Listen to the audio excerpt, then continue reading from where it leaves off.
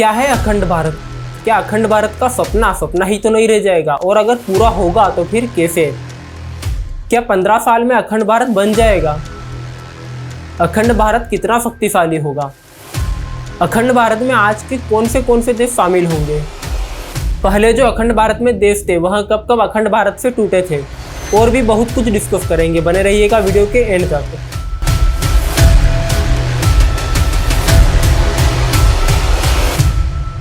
क्या है अखंड भारत? तो कुछ लोगों का मानना है कि Bharat plus China occupied Kashmir plus Pakistan occupied Kashmir यानी कि पीओके, जो कि आज भारत के ऑफिशियल मैप में भी दर्शाया जाता है। तो कुछ लोगों का मानना है कि आज का भारत प्लस पाकिस्तान प्लस बांग्लादेश। तो कुछ लोगों का मानना है कि आज का Bharat plus Pakistan plus Bangladesh plus Bhutan plus Afghanistan plus Nepal plus Sri Lanka plus Myanmar plus Tibet. तो चौथी तरफ कुछ लोगों का मानना है कि इन सभी देशों के साथ साथ में जम्बू द्वीप वाला भारत यानी कि उसके अंदर Cambodia plus Vietnam plus Malaysia plus Indonesia भी शामिल हो। क्या अखंड भारत का सपना सपना ही तो नहीं रह जाएगा, और अगर पूरा होगा तो फिर कैसे? अखंड भारत सुनने में तो असंभव लगता है, पर है नहीं। मैं ऐसा इसलिए बोल रहा हूँ क्योंकि जब ईस्ट और वेस्ट जर्मनी एक हो सकते हैं, जब दो वियतनाम एक हो सकते हैं, यूरोपियन यूनियन में फ्रेंच जर्मन इटालियन पार्लियामेंट एक हो सकते हैं, जब अमेरिका जापान के नागासाकी और हिरोशिमा पर एटॉमिक बम गिरने के बाद भी जापान का परम मित्र हो सकता है, इतना परम मित्र कि अगर जापान पर आज की तारीख में कोई हमला करे तब अमेरिका की तरफ से पहले गोली चलेगी। विश्व स्तर पर इतना कुछ हो सकता है, भारत भी तो अखंड भारत हो सकता है। अखंड भारत बनना 100% संभव है, परंतु यह दो ही तरीके से संभव है। पहला, एक तो युद्ध करके इन सभी देशों को भारत अपने में मिला ले, या फिर दूसरा, भारत खुद इतना शक्तिशाली बन जाए और इतना ग्रो कर ले कि यह सभी देश अपनी इच्छा से अखंड भारत का हिस्सा बनना चाहे।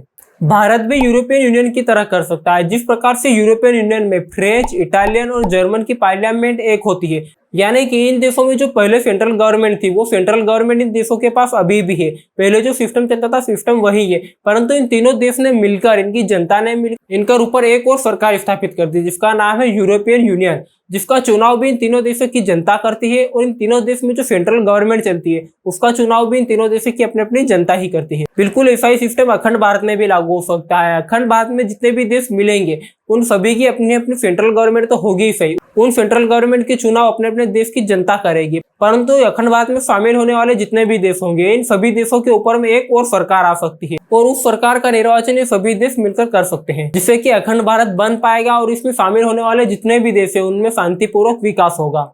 इस अखंड भारत बनाने का जो सपना है वो इस देश के नेता पूरा नहीं कर सकते, जो कि इस देश को हिंदू मुस्लिम में बांटने में ही रह गई है। इस सपने को हम सबको मिलकर पूरा करना होगा, तभी अखंड भारत बनना संभव है।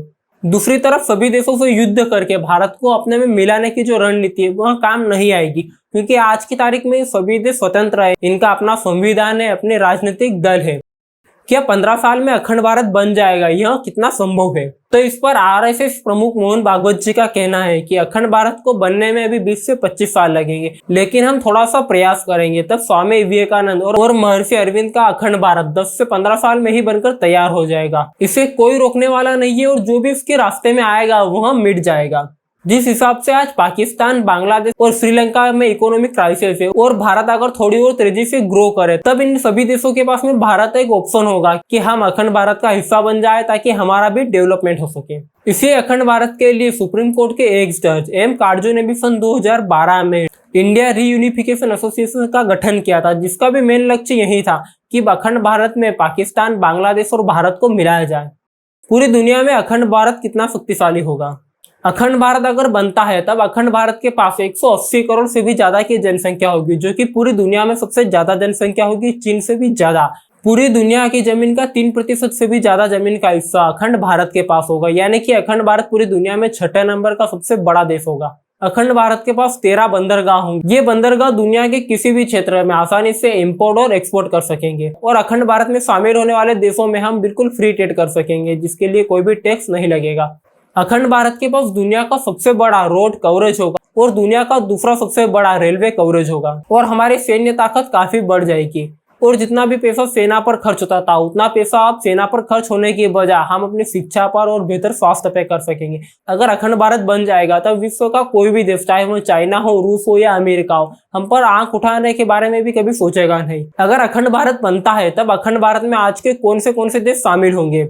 हमारे यहाँ जब पूजा पाठ होती है तब एक मंत्र बोला जाता है, जम्बू द्वीपे भारत खंडे आर्यावर्त देशांतर करते। यह जो मंत्र बोला जाता है, इस मंत्र में जम्बू द्वीप के दुनिया के 7 द्वीपों में एक बताया गया है, जो कि इन सभी के मध्य में स्थित था। इस द्वीप के अंदर Bharat, Pakistan, Sri Lanka, Bangladesh, Afghanistan, Myanmar, Bhutan, Tibet, Cambodia, Malaysia, Vietnam और इंडोनेशिया, यह सभी द्वीप शामिल थे और इसी जम्बू द्वीप को अखंड भारत की तरफ पेश किया गया था।